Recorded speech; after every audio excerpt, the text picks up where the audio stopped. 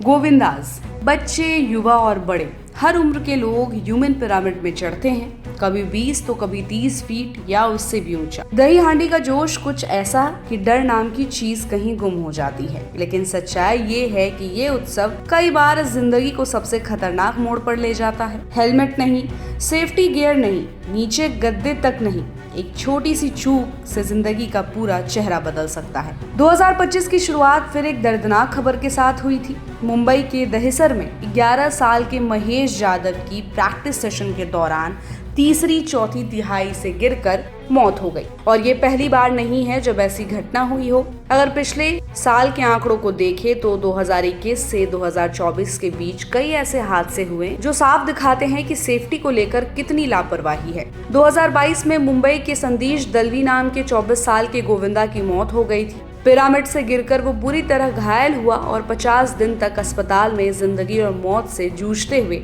आखिरकार दम तोड़ दी।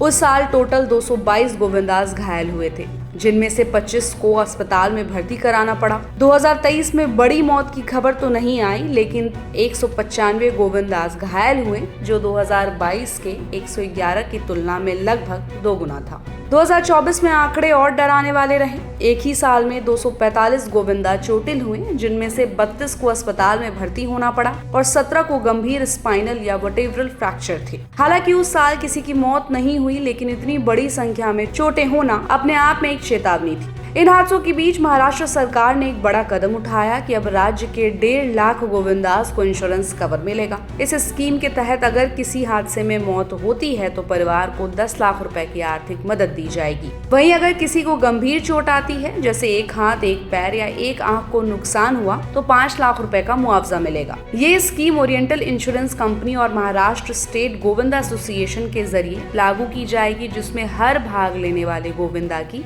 उम्र, ट्रेनिंग और पार्टिसिपेशन का रिकॉर्ड रखा जाएगा और स्पोर्ट्स डिपार्टमेंट को रिपोर्ट भेजी जाएगी। सबसे खास बात यह है कि इसका पूरा प्रीमियम राज्य सरकार देगी, यानी गोविंदास को एक पैसा भी नहीं देना पड़ेगा। ये पॉलिसी आर्थिक रूप से तो मददगार है। अगर कोई हादसा हो जाए और किसी की जान चली जाए तो 10 लाख रुपए से परिवार को तुरंत आर्थिक सहारा मिलेगा। बच्चों की पढ़ाई, कर्ज या अस्पताल के खर्च निकाले जा सकेंगे। गंभीर चोट में मिलने वाले 5 लाख रुपए इलाज, सर्जरी और लंबे रिहैबिलिटेशन के लिए बेहद काम आ सकते हैं। लेकिन सच्चाई यही है कि इंश्योरेंस सिर्फ हादसे के बाद मदद कर सकता है, हादसा रोक नहीं सकता। हादसों को रोकने के लिए जरूरी है कि सुरक्षा इंतजाम पुख्ता किए जाएं। हेलमेट, नी पैड और एल्बो पैड जैसी सेफ्टी गियर जरूरी होने चाहिए। पिरामिड की ऊंचाई पर लिमिट तय की जानी चाहिए और छोटे बच्चों को खतरनाक ऊंचाई पर चढ़ने से रोका जाना चाहिए। हर आयोजन में मेडिकल टीम मौजूद होनी चाहिए ताकि हादसा होते ही तुरंत इलाज शुरू किया जा सके। और सबसे जरूरी है कि आयोजक मंडलों पर सख्त निगरानी रखी जाए और नियम तोड़ने पर